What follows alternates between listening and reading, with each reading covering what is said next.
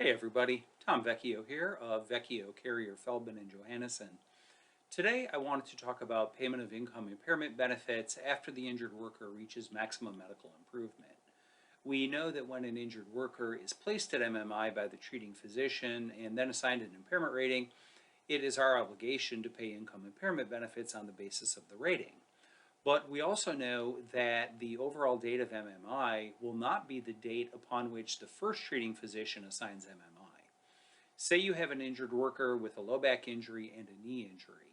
He may reach orthopedic MMI with respect to his low back before he reaches MMI with respect to his knee. So what do you do when the neurologist treating the low back injury assigns MMI, but the orthopedist treating the knee has not yet assigned MMI? I've run into trouble before where my clients have asked that we pay income impairment benefits only after the claimant has reached overall MMI. But the statute doesn't say that. Section 440.15.3a says once the employee has reached the date of maximum medical improvement, impairment benefits are due and payable within 14 days after the carrier has knowledge of the impairment. Now, that doesn't say overall MMI. And you could argue that if the legislature wanted benefits to be paid at overall MMI, they would have put that language in the statute. Now, it's not clear, and I'm unaware of any authority from the first DCA that says you wait for overall MMI, but I know that I've got burned on that before the judges of compensation claims, and occasionally I will see an order where the employer carrier gets dinged for not paying income impairment benefits when the first doctor assigns MMI. So what do you do? How do you prevent this problem? My recommendation is that you pay income impairment benefits every time a doctor says MMI. And the reason why you do that is, first of all, to eliminate litigation over the issue.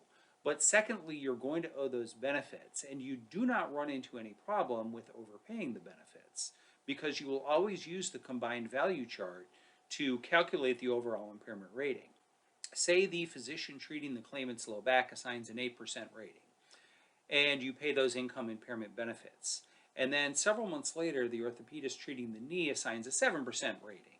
Well, what you do is you look at the combined values chart, and you determine that an 8% rating, in addition to a 7% rating, results in an overall impairment rating of 14%. Because only in Florida workers' compensation does 8 plus 7 equal 14. But anyway, you're always going to start with the highest impairment rating and then add the lower impairment rating pursuant to the combined value chart. You're never going to overpay. So keep that issue out of litigation, pay the income impairment benefits when every doctor assigns MMI, and you will never run into this trouble. You will pay out the income impairment benefits on a couple of occasions, and you will keep the issue out of litigation. And then once the final doctor assigns MMI, your injured worker will be at overall MMI and all income impairment benefits will be paid. So that's one solution to a problem that can crop up from time to time. I hope you found this suggestion helpful. And if you have any questions, please feel free to call or email. I will help any way I can. Thank you for watching.